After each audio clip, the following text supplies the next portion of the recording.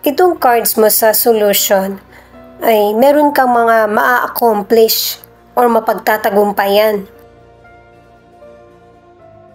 Yun nga lang, kailangan susugal ka kahit na may pagkalito sa kung ano yung dapat mong piliin.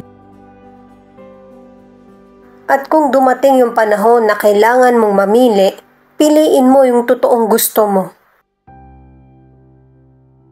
At saka, kalkulahin mo din kung ano yung mga kinakaharap mong challenges. Kung ano yung mga magiging consequences.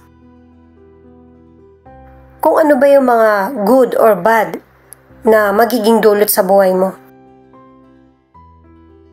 At paalala ng cards, lahat ay nasa proseso, walang biglaan na pag-asenso.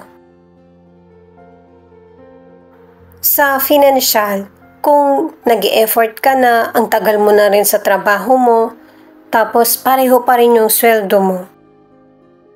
Sabihin mo ito sa boss mo para alam mo kung ano yung pwede mong pagpilian. Ang magstay ba or magpalit ng